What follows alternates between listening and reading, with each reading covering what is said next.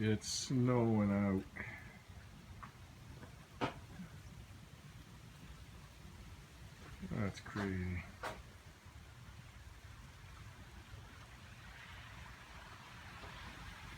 It's not supposed to be snowing yet. Got to get my furnace in. Look at how dirty you are. You're playing in the dirt. Ow, ow, ow, ow, ow. 46 in here, colder out there. Come on, calm down. Got that on eBay the other day there. I'm still going to build my 3.5 4-gallon tank. It's over there in the frame. I'm still going to go ahead and build that, but I wanted a steel tank. I'm going to paint the same color, so I've got all the original stuff. And came with the taps and everything. This was just on eBay. Has a couple dents on the side there, but that's what my buddy does for a living. He fixes these up, and he's one of the best. Came with the fuel taps and the cap. 2 fuel taps. They look like they're like new. Hey. Yeah. So I'm going to. I got 2 valve guides. I've got 2. Look at the intake side. Yeah, I think I've got 2 valve guides, 2 new ones, and I've ordered 2 exhaust ones. So I'm going to pop them out. I already popped one out there. Where's the lighting? There's better lighting like that.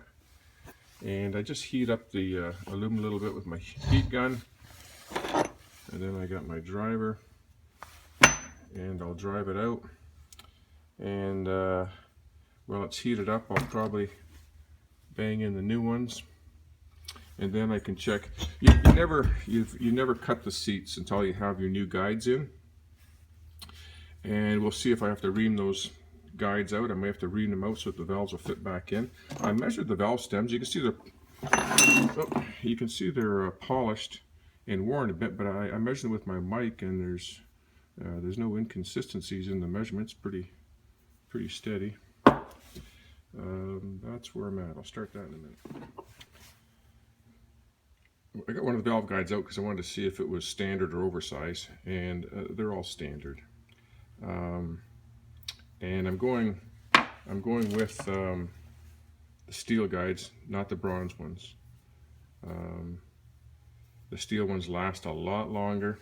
The bronze ones, sure, there's less friction and maybe less wear on the valves, but I've seen too many bronze valve guides wear out in Harleys, in the old Harleys. You know, it just cuts a groove right through them.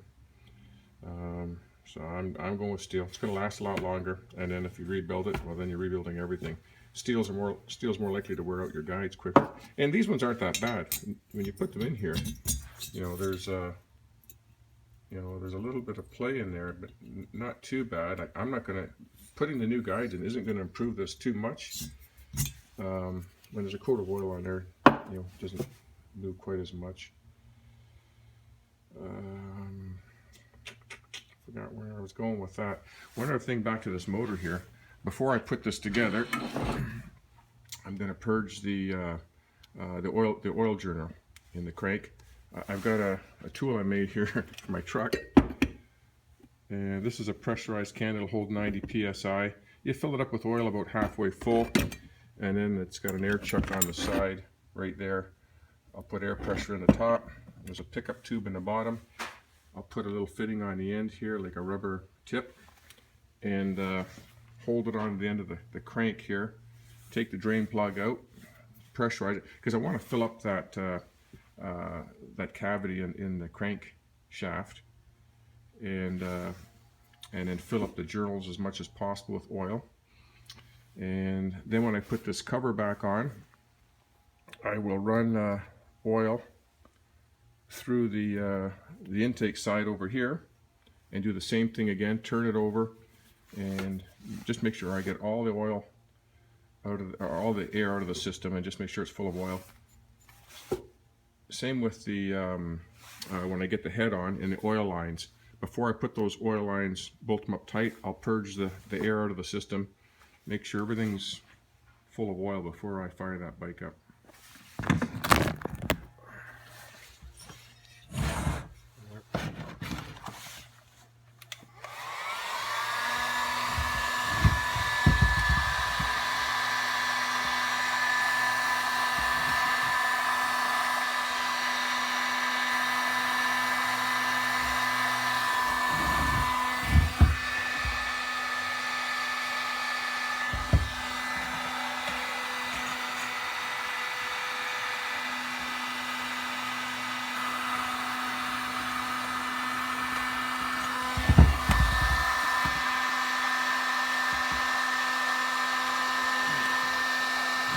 Heating up the guide as well too, but steel guide doesn't expand as much as the aluminum.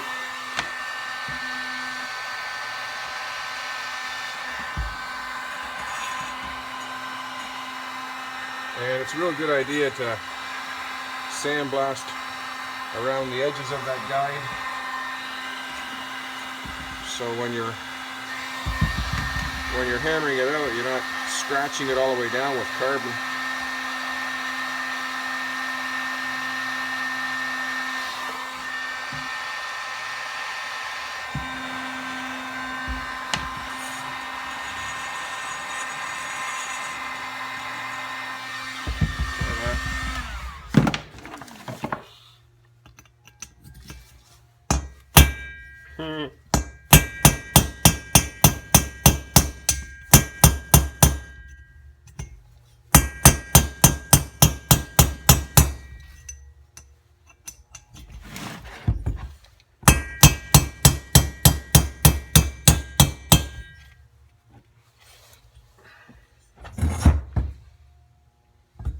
Just about out.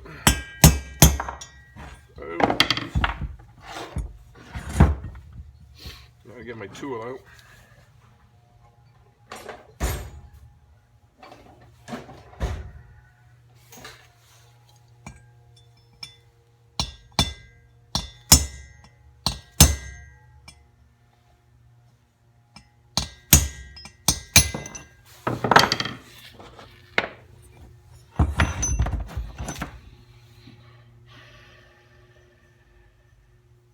I think I would turn this down a little more so it doesn't jam in there. Anyways, there's the guide. And let's measure this one. So damn, it should be 1/2 inch. 1/2 inch exactly is standard.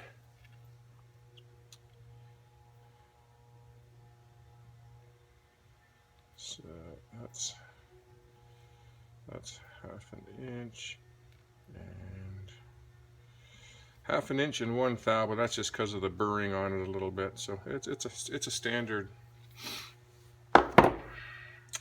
guide.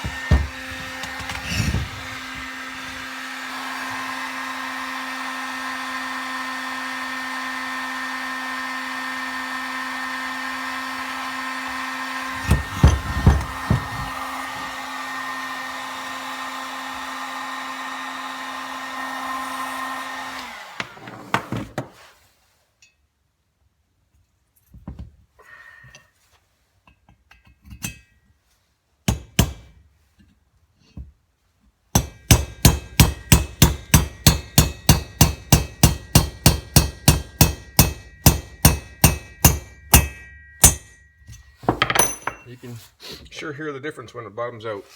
Yep, those two are it.